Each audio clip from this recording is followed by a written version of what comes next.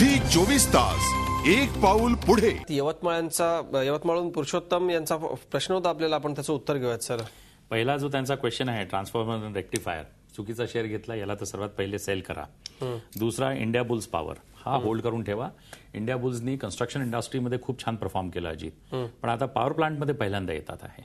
मग आता त्यांना डेमॉन्स्ट्रेट करायला पाहिजे, तर बघू आपण कसे डेमॉन्स्ट्रेट करतात आणि त्याचे रिझल्ट काय मिळतात. मग त्याला होल्ड करून ठेवायचा. पुढचा प्रश्न आपण घेऊयात सर. धैर्यशील पाटील यांचा प्रश्न आहे पुढचा, आपण थेट प्रश्न घेऊया. धैर्यशील नमस्कार, थेट सरांना प्रश्न विचारू शकता आपण.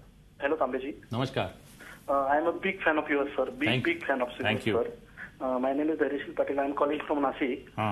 And my question is to you that I want to invest in HDIL. You want to invest in? HDIL. HDIL. So what is your VIL? HDIL. Okay. Okay. HDIL. Mister Patil, क्योंकि आपला 24 तास हा मराठी प्रोग्राम आहे, पुरे आपले मराठी माणसं या कार्यक्रमाला ऐकतात. तुम्ही प्रश्न जरूर इंग्लिशमध्ये हे केला, तुम्ही त्याचं हे करून घ्या. HDIL मध्ये stay away from the stock. Sunil Pandit यांचा पुढचा प्रश्न आपल्याला येतोय. सुनील यांचा आपण फोन घेऊयात. सुनीलजी नमस्कार, थेट प्रश्न विचारू शकता आपण.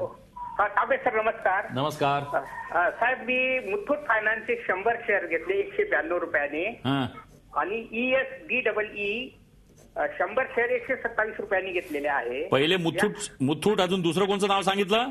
ESDEE.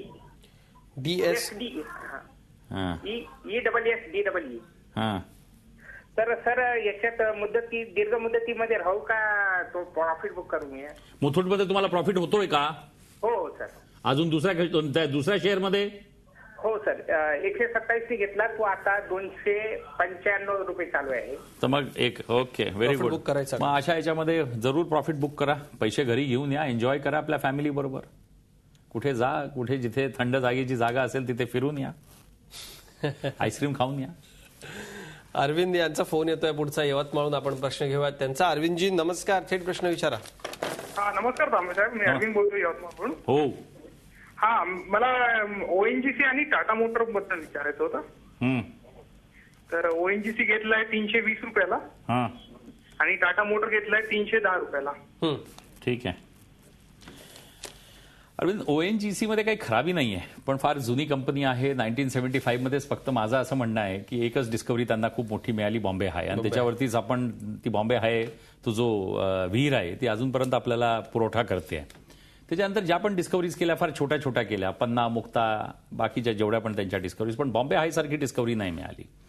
आणि असं फार इझी नसतं समुद्रामध्ये की तुम्ही खोदायला चालला विहीर आणि काय मिळतं, फार डिफिकल्ट आहे. तर ONGC मध्ये मला असं काही खूप जास्त ब्राईट हे नाही वाटत, अनलेस इनफॅक्ट की काही त्यांना अगर काही नवीन काही डिस्कवरीज मिळाल्या तर. टाटा मोटर्समध्ये येस. तर ONGC मध्ये मी म्हणेल की अगर तुम्ही त्याच्यातनं शिफ्ट झाला तर ऑइल अँड गॅस सेक्टरमध्ये तुम्ही पेट्रोनेट LNG ठेवा, ती एक चांगली कंपनी आहे. केन्स इंडिया चांगली आहे. टाटा मोटर्स उत्तम कंपनी. आता क्वार्टरली रिझल्ट फक्त बघू नका, पण one of the best companies as far as two wheeler, as far as four wheeler नाही, फोर व्हीलर इज कन्सर्न. तर ट्रक्स अँड बसेस हा कमर्शियल जो सेगमेंट आहे हा खूप मोठा सेगमेंट आहे, चांगली कंपनी आहे. झी 24 तास एक पाऊल पुढे.